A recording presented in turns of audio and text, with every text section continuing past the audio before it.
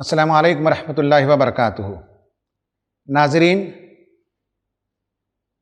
الیہ یرد 25واں پارہ ہے۔ اس میں سورہ حامیم سجدہ، سورہ شورى، سورہ زخرف، سورہ دخان اور سورہ جاثیہ، یہ صورتیں آئی ہیں۔ اس پورے پارے کا مرکزی مضمون بھی توحید ہے۔ توحید کے گوناگوں پہلو ہمارے سامنے آتے ہیں، اور اللہ تعالیٰ نے جو ایڈریس کیا ہے بندوں کو، وہ طرح طرح سے سمجھایا ہے۔ آئیے اس پارے کی ایک تھیمیٹک سٹڈی کرتے ہیں۔ توحید کی شاندار شہادتیں پیش کرتے ہوئے اللہ تبارک و تعالیٰ نے پہلے تو یہ کہا کہ تمہارے اطراف کی جو دنیا ہے، دیدہ بینا سے اس کا مشاہدہ کرو، اندھے بہرے بن کر اس دنیا سے نہ گزرو۔ اگر تم کان کھلے رکھو، آنکھیں کھلی رکھو، تو دیکھ سکتے ہو کہ تمہارے اطراف کی دنیا میں ہر دن بلکہ ہر آن ایک معجزہ رونما ہوتا ہے۔ ہر پتے کا اگنا، ہر بیل بوٹا، ہر پھول اور ہر پھل جب پکتا ہے، ان سب میں تمہارے لیے بے شمار نشانیاں ہیں۔ اسی طرح سے اللہ تبارک و تعالیٰ ماؤں کے پیٹوں میں بچوں کو جس طرح سے پرورش کرتا ہے، جنین کی جس طرح سے پرورش ہوتی ہے، فیٹس کا جو ڈیولپمنٹ ہے، اس میں بھی تمہارے لیے بے شمار نشانیاں ہیں۔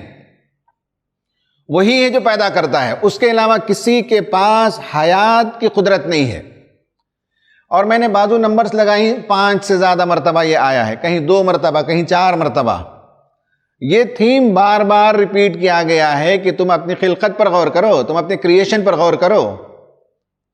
پھر اس کے بعد بتایا کہ تم دنیا میں معاش کے لیے دوڑ دھوپ کرتے ہو، تمہارے لیے اللہ تعالیٰ نے راستے پیدا کیے، صحراؤں میں بھی راستے پیدا کیے، سمندر میں بھی راستے پیدا کیے، پہاڑوں میں راستے پیدا کیے، ورنہ پہاڑ تمہارے لیے بیریئر بن جاتے، 2 تہذیبیں مل ہی نہیں پاتی تھیں، ادھر کے لوگ ادھر جا ہی نہیں پاتے تھے، لیکن اللہ تعالیٰ نے پہاڑوں میں بھی راستے پیدا کر دیے۔ کہا کہ خدا کی عظمت ایسی ہے کہ کائنات پھٹ پڑے، اس کا امکان ہے، لیکن تم ہو کہ خدا تعالیٰ کی عظمت کو نہیں پہچانتے ہو۔ اس نے انواع و اقسام کی نعمتیں تمہارے لیے مسخر کر دیں، محیط سمندر کو تمہارے لیے مسخر کر دیا، جس میں کشتیاں لے کر تم رواں دواں ہوتے ہو۔ اور اللہ تبارک و تعالیٰ نے جوڑوں کی شکل میں اپنی مخلوقات کو پیدا کیا، پھر ان کے ذریعے سے ان کی نسلیں پھیلانے کا انتظام فرمایا، اور تمہارے لیے بھی اللہ تعالیٰ نے جوڑے بنائے اور تمہاری نسلوں کو پیدا کرنے کا ایک بہت ہی لطیف، بہت ہی پیچیدہ نظام پیدا کیا، جس کے نتیجے میں تا قیامت نسل انسانی کا سلسلہ جاری رہے گا۔ انسان کو موضوع بنایا گیا، توحید ہی ہے اصل سبجیکٹ، لیکن انسان کو موضوع بنا کر بتایا گیا کہ انسان کا حال یہ ہے، بڑا حریص ہے، جب بھی دعا کرتا ہے اپنے لیے خیر مانگتے رہتا ہے، اور جب اسے تکلیف پہنچتی ہے تو پھر وہ مایوس ہو جاتا ہے۔ جب اس کی تکلیف کو اللہ تعالیٰ دور کر دیتا ہے تو کہتا ہے کہ یہ میری اپنی حکمت کی وجہ سے، میری اپنی پلاننگ کی وجہ سے میرے دلدر پار ہو گئے۔ یہ انسانوں کا رویہ ہے، جب مجبور ہوتا ہے تو پکارتا ہے، جب اس کی مجبوری دور ہوتی ہے تو فراموش کر دیتا ہے۔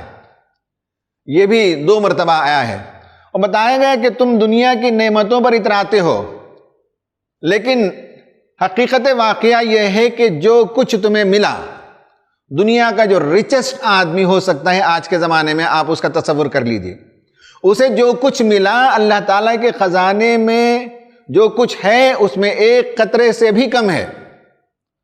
تم اس پر نازاں ہو، تم اس پر اکڑ دکھاتے ہو۔ خدا کی دی ہوئی نعمتوں میں، اس کی نعمتوں میں سے 1 قطرے سے بھی کم ہے جو تمہیں میسر آئی ہے۔ پھر ہم انسانوں کو نشانیاں دکھاتے رہتے ہیں، سنریہم آیاتنا فی الآفاق وفی انفسہم حتی یتبین لہم انہ الحق۔ یہ کلام حق ہے، محمد صلی اللہ علیہ وسلم کا لایا ہوا پیغام برحق ہے۔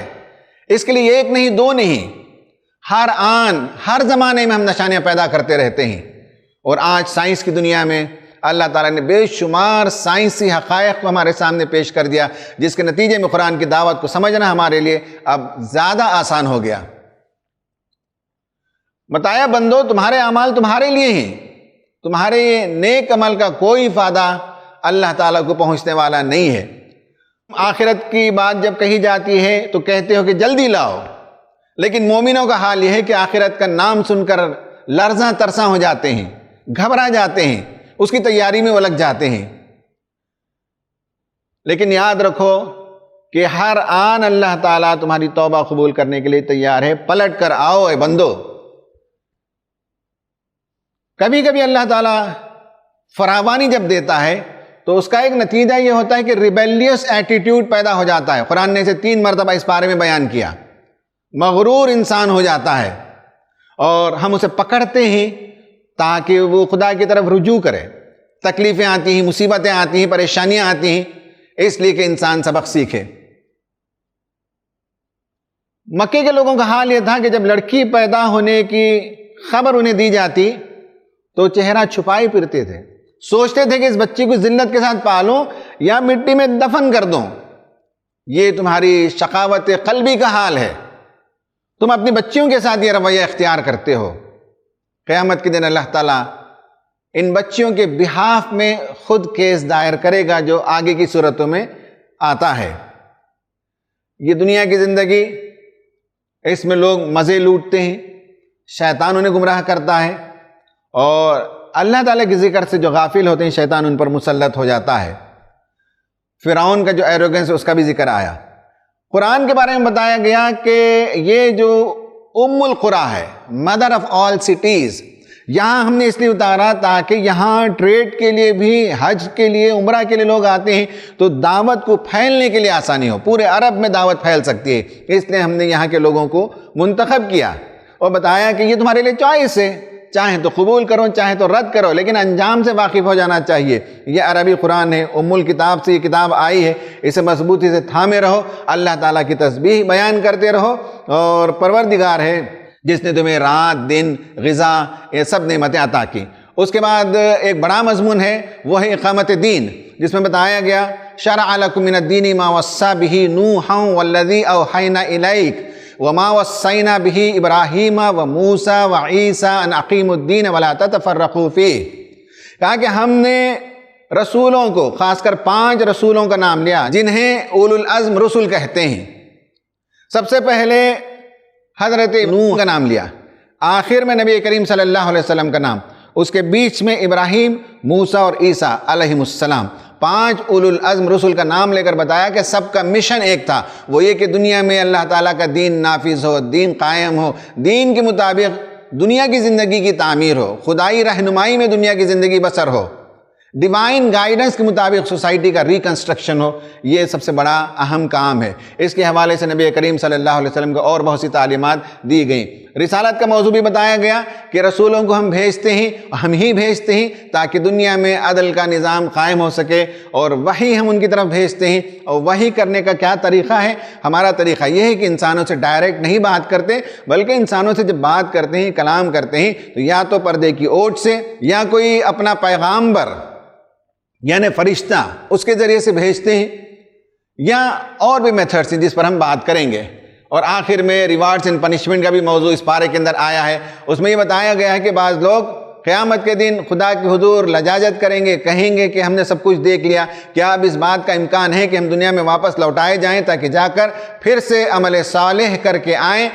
پچھلی زندگی میں ہم نے غلطی کر دی، لیکن اب جب جائیں گے تو بالکل خدا کے ہو کر رہیں گے۔ لیکن اللہ تبارک و تعالیٰ کہے گا کہ زندگی ایک مرتبہ، آزمائش ایک مرتبہ، اب تمہارے لیے دنیا میں لوٹ کر جانے کا کوئی موقع نہیں ہے۔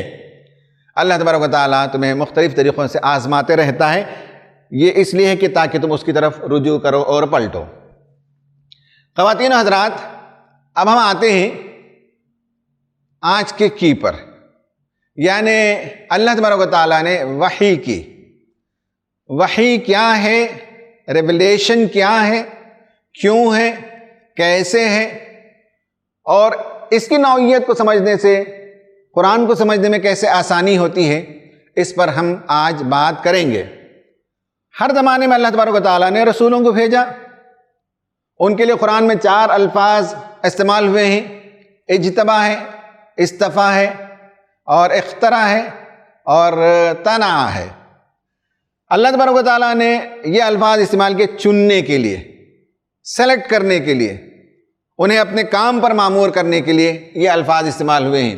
یہ تمام رسولوں کے سلسلے میں ہم اس سے پہلے بھی گفتگو کر چکے ہیں کہ ان کا میسیج کامن تھا. ام الکتاب سے جو ماسٹر کمپیوٹر ہے وہاں سے الہی تعلیمات اور بنیادی تعلیمات ہر رسول کے ذریعے سے ہر زمانے کے انسانوں کو پہنچایا گیا. ہاں یہ بات ہے کہ میں نے اس سے پہلے والے دروس میں بتایا کہ کانٹمپرری جو ایشوز ہوتے ہیں اپنے حالات اور زمانے کے لحاظ سے انسانوں کے لیے جو ضرورتیں ہوتی ہیں وہ بھی ایڈریس کیا رسولوں نے، لیکن ان کی دعوت کا بہت بڑا حصہ وہ ہمیشہ کامن رہا ہے اور بتایا انسانوں کو کہ خدا کی طرف آؤ. رسول گائیڈڈ ہوتے ہیں، رسول ہدایت پر ہوتے ہیں، رسول رہنما ہوتے ہیں. راستہ ان کے سامنے واضح ہوتا ہے. جب راستہ واضح ہو تو راستے کی طرف رہنمائی کر سکتے. راستے کی طرف نہ صرف رہنمائی کرتے تھے بلکہ اس پر چل کر دکھاتے تھے، رہبری کرتے تھے. تمام انبیاء دنیا میں رہبر بن کر آئے. اس کے بعد بتایا کہ اللہ تعالیٰ جن کو چنتا ہے وحی کے لیے وہ اللہ تعالیٰ کی رحمت ہے. پہلے پارے میں بھی یہ بحث آئی ہے. بنی اسرائیل کہتے تھے کہ وحی کے لیے اس فرد کو اللہ تعالیٰ نے کیوں منتخب کیا؟ کہا کہ کیا تمہارا اختیار ہے کہ رحمت کس کی طرف نازل کی جائے، رحمت کسے دی جائے، وحی کس کی طرف بھیجی جائے؟ اس میں تمہارا کوئی اختیار نہیں ہے. ہم ہیں جو کسی بندے کو سلیکٹ کرتے ہیں اور اس پر اپنی رحمت کا نزول کرتے ہیں. یعنی وحی کے لیے یہ لفظ بھی آیا ہے وَخَفَّيْنَا مِن بَعْدِهِ بِالرُّسُلِ. پے در پہ اللہ تعالیٰ نے رسولوں کو بھیجا، نبیوں کو بھیجا. صرف بنی اسرائیل میں کتنے رسول اور کتنے نبی آئے ان کی کتابوں کو پڑھنے سے معلوم ہوتا ہے. جو قرآن میں اور اسلامی تعلیمات میں وہ تمام نبیوں کے نام نہیں ملتے لیکن ببلیکل ٹریڈیشن میں وہ نام ملتے ہیں. تو وحی کے لیے اللہ تعالیٰ انسانوں ہی کو منتخب کرتا ہے. یہی ایک ذریعہ ہے اور اسی کے ذریعے سے اللہ تبارک و تعالیٰ انسانوں کی رہنمائی کا سامان فراہم کرتا ہے. اب آتے ہیں وحی کے سلسلے میں کچھ بنیادی باتیں، موڈس آف وحی، اور اس سلسلے میں قرآن کیا الفاظ استعمال کرتا ہے. قرآن وحی کے لیے استعمال کرتا ہے نزلہ اور انزلہ، اہتمام سے نازل کرنا اور نازل کرنا. یعنی آسمان سے اس نے وحی کی، آسمان سے اس نے رہنمائی کی، آسمان سے اس نے اشارہ کیا.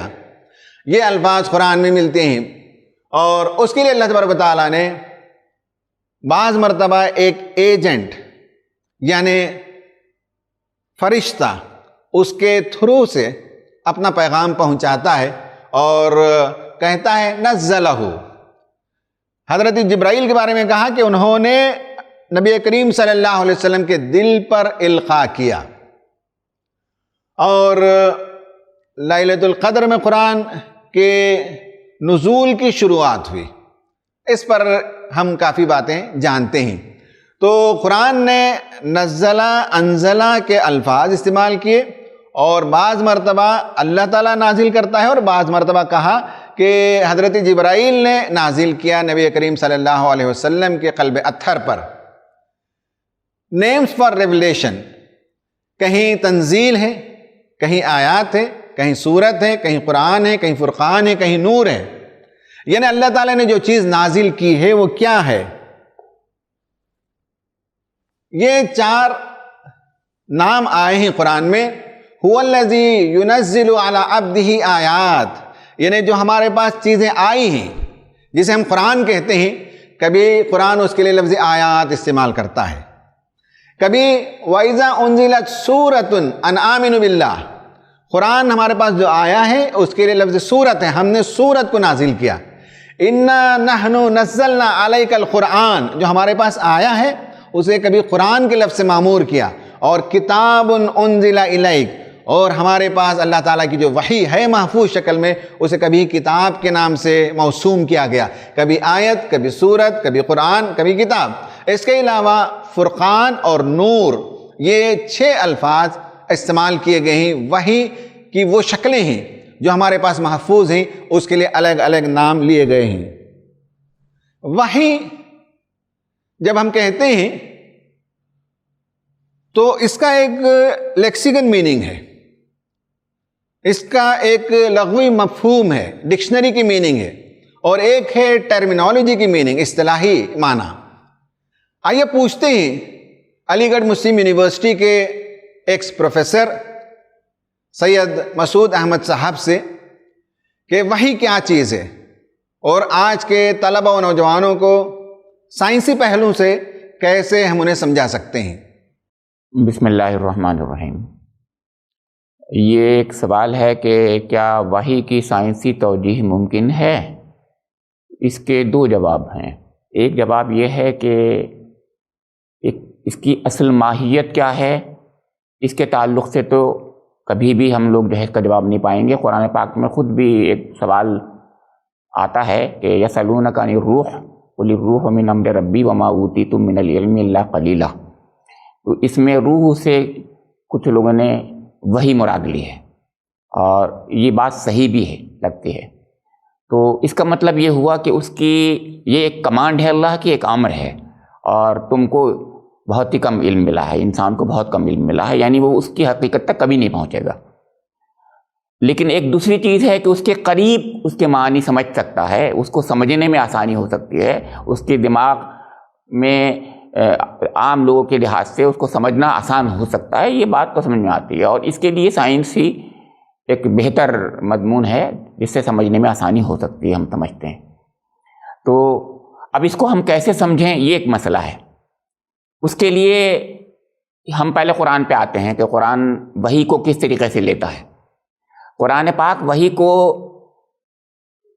اس انداز سے لیتا ہے کہ اللہ تعالیٰ نے حضرت موسیٰ علیہ السلام کی والدہ کو وحی کی کہ ایک صندوق میں رکھ دو بچپن میں، شہد کی مکھی کو بھی وحی کی، ایسے ہی زمین کو اور آسمان کو بھی اللہ تعالیٰ وحی کرتا ہے، اور اس کے علاوہ شیاطین بھی آپس میں ایک دوسرے کو القاء کرتے ہیں، اور وہ بھی وحی اوحا وحی کے لفظ میں آ جاتا ہے اس کے معنی۔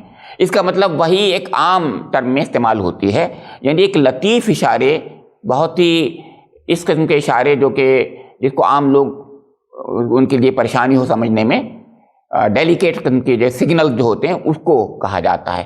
تو اس کا مطلب یہ ہے، اور ایک انبیاء کو بھی وحی بھی ہوتی ہے، یہ تو سب جانتے ہیں۔ اس کا مطلب یہ ہے کہ ایک وحی نبوی ہوتی ہے اور ایک وحی غیر نبوی ہوتی ہے۔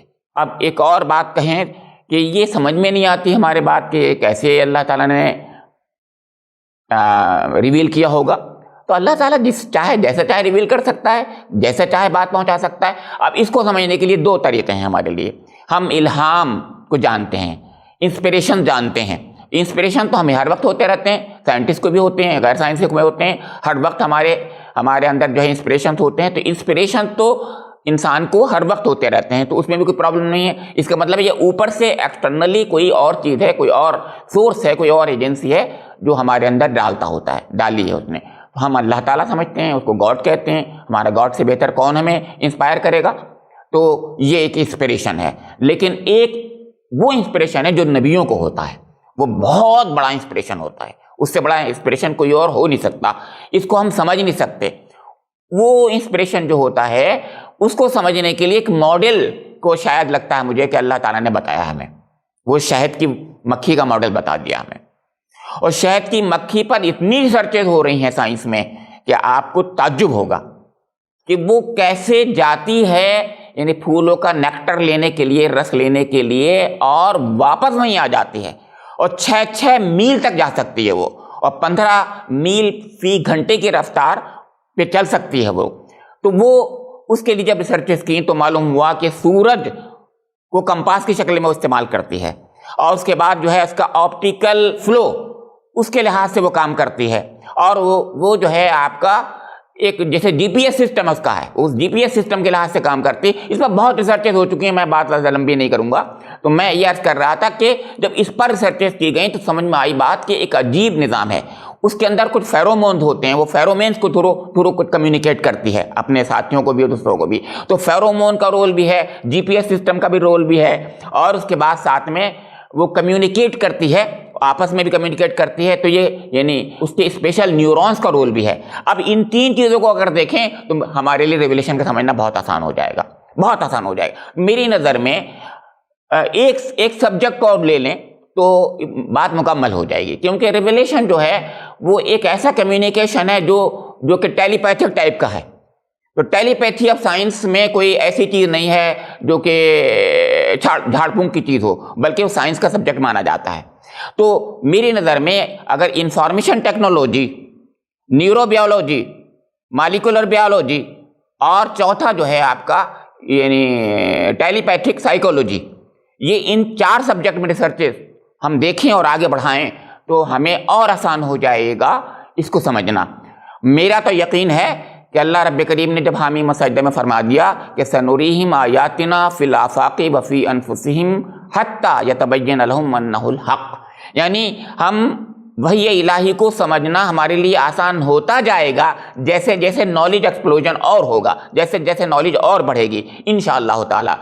مجھے امید ہے کہ بات لوگوں کی سمجھ میں آ رہی ہوگی اور جو اشکال ہیں وہ خاصے دور ہو چکے ہوں گے۔ ربنا تقبل منا انک انت السمیع العلیم تب علینا انک انت التواب الرحیم۔ ڈاکٹر صاحب نے بتایا آپ کو کہ اللہ تبارک و تعالیٰ نے آسمان پر بھی وحی کی، شہد کی مکھی پر بھی وحی کی، وَأَوْحَىٰ رَبُّكَ إِلَى النَّحْلِ، موسیٰ علیہ السلام کی ماں کی طرف بھی وحی کی۔ یہ وحی ایک الگ کیٹیگری کی ہے، اور نبیوں کی طرف جو وحی آتی ہے وہ ایک الگ کیٹیگری کی ہے۔ دونوں کیٹیگریز ہمارے پاس ہیں، اور ایک جو ہے وہ اصطلاحی مفہوم ہے اور ایک لغت کا مفہوم ہے۔ وحی کے ذریعے سے جو کنٹینٹ ہماری طرف بھیجا جاتا ہے وہ وزڈم ہے، اور وحی کے لیے لفظ عطا بھی استعمال ہوا ہے، وَآتَيْنَا دَاؤُدَ زَبُورًا، ہم نے زبور عطا کیا داؤد کو۔ یہ سب اصطلاحات استعمال ہوتے ہیں، اور وحی کے جو ذرائع ہیں ان میں سے ہم آگے بات کریں گے کہ ریولیشن ہے اور ڈریمز ہیں، یہ بھی کبھی وحی کی شکل اختیار کر لیتے ہیں۔ خواتین و حضرات، وحی کو اگر ہم سمجھتے ہیں تو پھر پورے قرآن کو سمجھنے میں آسانی ہوتی ہے، اور اس کے لیے جو الگ الگ اصطلاحات استعمال کی گئی ہیں اور جس موڈز کے ذریعے سے اللہ تعالیٰ نے وحی کی ہے، آئیے اس پر ایک نگاہ ڈالتے ہیں۔ نمبر 1 یہ ہے کہ through the agency of an angel, ایک رسول کو بھیجتا ہے، ایک پیغامبر کو بھیجتا ہے، ایک فرشتے کو بھیجتا ہے، اور نبی کریم صلی اللہ علیہ وسلم کے پاس حضرت جبرائیل قرآن لے کر آتے تھے۔ جب جیسی ضرورت ہوتی تھی ویسے آپ آتے اور اللہ تعالیٰ کا کلام پہنچاتے تھے۔ ایک طریقہ یہ ہے وحی پہنچانے کا۔ دوسرا طریقہ یہ ہے کہ ورڈز دل کے اندر القاء کر دیا جائے، الفاظ ڈال دیے جائیں، خیالات نہیں۔ قرآن الفاظ کے ساتھ نازل ہوا ہے اور الفاظ کے ساتھ محفوظ ہے، تو اللہ تعالیٰ دلوں میں الفاظ کا القاء کرتا ہے اور ورڈز محفوظ کر دیتا ہے۔ لا تحرک بہ لسانک لتعجل بہ ان علینا جمعہ وقرآنہ فاذا قرأناہ فاتبع قرآنہ ثم ان علینا بیانہ۔ جب اس کا القاء ہو رہا ہو، جب وحی ہو رہی ہو، الفاظ سنائی دے رہے ہوں، تو الفاظ کو یاد کرنے کے لیے آپ جلدی نہ کیجئے۔ جب الفاظ سنائے جا رہے ہوں تو آپ سنیے، اس کے بعد اسے محفوظ کرنا بھی ہمارا کام ہے، ان الفاظ کے معنی و مطلب کو بیان کرنا بھی ہماری ذمہ داری ہے، ہم اسے بتائیں گے۔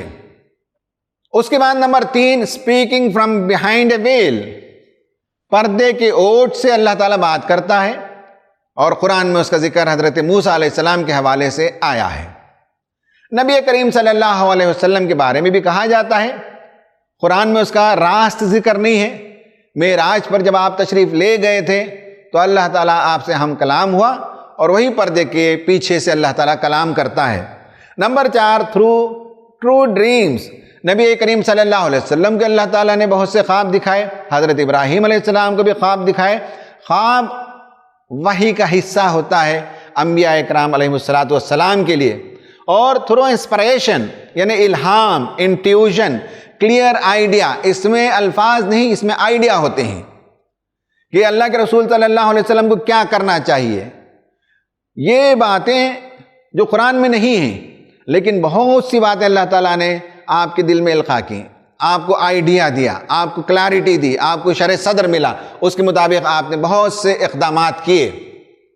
اور نبی کریم صلی اللہ علیہ وسلم خود فرماتے ہیں کہ بعض مرتبہ جبرائیل میرے سامنے انسان کی شکل میں آتے تھے اور آ کر سوال کرتے تھے یا وحی کرتے تھے۔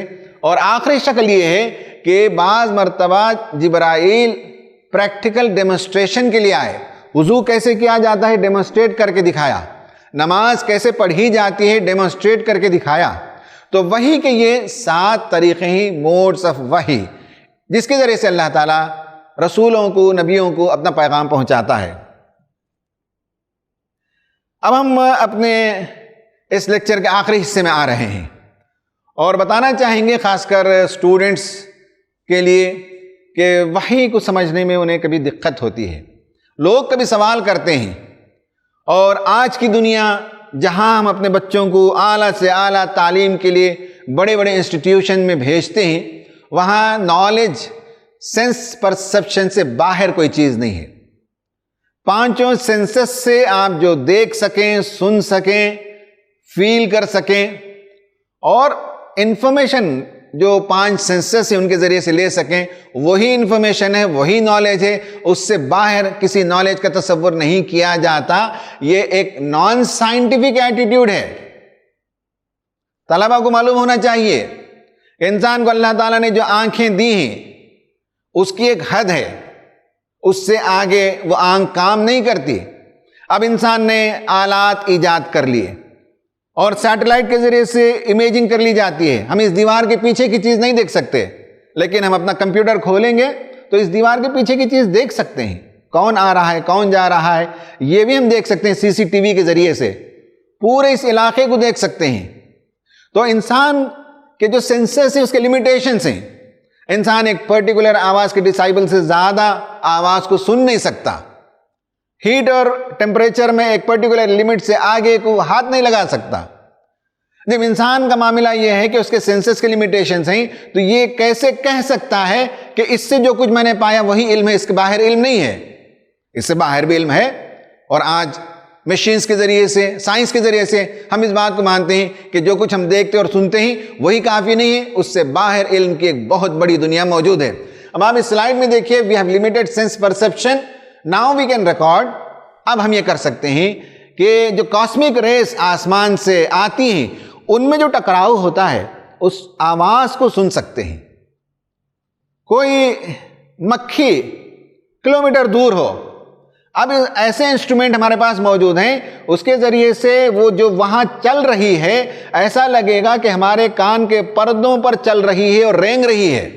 ریس کے ٹکرانے کو آپ سن سکتے ہیں، یہ سائنس کے ذریعے سے، انسٹرومنٹس کے ذریعے سے آج معلوم ہونے لگا ہے۔ اسی طرح سے کتا، اس کو اللہ تعالیٰ نے جو سونگھنے کی صلاحیت ہے وہ بے شمار دی ہے، ہم سے کئی گنا زیادہ اس کے پاس۔ جس محلے میں آپ رہتے ہو اس محلے میں جتنے انسان آتے ہیں سب کو وہ سونگ کر پہچانتا ہے، اور جب اجنبی آتا ہے تو وہ کتے بھونگنے لگتے ہیں، اور اس محلے کا آدمی آتا ہے تو خاموش رہتے ہیں۔ چور کو پکڑنے کے لیے جو اسکاٹ ڈاگ کا استعمال ہوتا ہے، وہ ڈاگ کرتا کیا ہے؟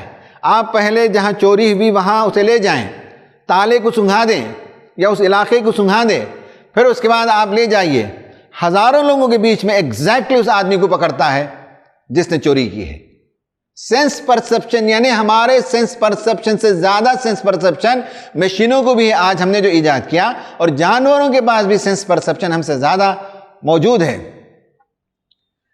ٹیلی پیتھی آف موت، یعنی یہ جو کیڑا ہے اسے آپ اپنی کھڑکی کے پاس لگا دیجئے اور وہ اشارہ کرتا ہے، اپنے مادہ کو بلاتا ہے، پیغام دیتا ہے، اور وہ مادہ سنتی ہے، اس کو ریسپونڈ کرتی ہے۔ اور اسی طرح سے یہ جو جھینگرا جسے کہتے ہیں، یہ رات میں سناٹے میں اپنے 2 پروں کو یا اپنے پیروں کو رگڑتا ہے اور میسیج پہنچاتا ہے اپنے مادہ کو، جو آدھا 1 کلومیٹر دور ہوتی ہے، اور جب یہ رگڑتا ہے تو کم از کم 600 ٹن ہوا کو موو کرا دیتا ہے، پیغام پہنچاتا ہے۔ وہاں وہ خاموشی سے جواب دیتی ہے، آواز نہیں نکالتی۔ جب وہ میسیج دیتی ہے تو یہ میسیج پک کرتا ہے اور ایگزیکٹلی اس سے ملاقات کے لیے اسی جگہ جاتا ہے جہاں وہ بیٹھی ہوئی ہے۔ یہ سب آج دنیا نے فائنڈ آؤٹ کیا۔ تو وحی کی کیفیت کو سمجھنا یہ ہمارے بس کی بات نہیں ہے۔ اللہ تعالیٰ اپنے بندوں سے جیسے کلام کرتا ہے، رسولوں سے، نبیوں سے، بہت ہی اعلیٰ عرفہ چیز ہے، لیکن یہ ہے کہ اس دنیا میں بھی ایسے کمیونیکیشن ہوتے ہیں جن کے بارے میں ہمیں علم نہیں تھا، لیکن آج ہمیں معلوم ہونے لگا۔ جو ٹڈا ہوتا ہے اس کے سننے کی زبردست صلاحیت ہے، بہت ہلکی سی آواز کو بھی وہ پک اپ کر سکتا ہے۔ اور اسی طرح سے کلیئر وائنس کہتے ہیں، ایک آدمی یہاں ہے، ایک آدمی کہیں اور شہر میں ہے، میرے دل میں ایک بات آتی ہے، میں کمیونیکیٹ کرتا ہوں، وہ بات اس تک پہنچ جاتی ہے۔ آج سائیکالوجی کی زبان میں سے کلیئر وائنس کہتے ہیں، پیغام پہنچا دیتے ہیں۔ کئی مرتبہ ہم لوگوں کو ہوتا ہے کہ ہم کسی کے بارے میں سوچ رہے ہوتے ہیں، ادھر سے کال آ جاتا ہے، ہم کہتے ہیں کہ بھائی میں آج کال کرنے ہی والا تھا، وہ کہتے ہیں ہاں میں بھی سوچ رہا تھا، میں نے کال کر لیا۔ یعنی کچھ کمیونیکیشن ایسے بھی ہوتے ہیں جس میں بیچ میں انسٹرومنٹ نہیں ہوتے۔ اسی طرح سے ہپنوٹزم، یہ بھی ایک سائنس ہے، سائیکالوجی کا ایک حصہ ہے کہ کسی کو رلایا جا سکتا ہے، کسی کو ہنسایا جا سکتا ہے، کسی کو علاج میں سیلف سجیشنز کرائے جا سکتے ہیں کہ تم اچھے ہو، تم صحت مند ہو، تم عقل مند ہو۔ یہ سب آج کمیونیکیشن کے ذرائع ہیں جو عام سینسس سے آگے کی چیزیں ہیں۔ اس لیے میں نے یہ بتایا ہے، یہ ساری باتیں مذہب جدید چیلنج نام کی ایک کتاب مولانا وحید الدین خان صاحب کی ہے، جو ہم نے بہت ہی کم عمری میں پڑھی تھی۔ اس میں اس طرح کی بے شمار مثالیں آپ کو مل جائیں گی، دلچسپ مثالیں ملیں گی۔ اس سے معلوم ہوتا ہے کہ وحی اور رسالت گو کہ ہم اس کی کیفیت اور ماہیت کو بعین ہی جیسا کچھ وہ ہے پا نہیں سکتے، لیکن اس سے قریب ترین بعض مثالوں سے ہم سمجھ سکتے ہیں کہ ہمارے سینس پرسپشن میں آنا ہی لازم نہیں ہے، اس سے باہر کی دنیا میں بھی انفارمیشن بہت کچھ موجود ہے اور دنیا میں کمیونیکیشن ہوتا ہے ان سب کے ذریعے سے جو ہم پہلے نہیں جانتے تھے۔ خواتین و حضرات، اب آتے ہیں ایکٹیویٹی پر۔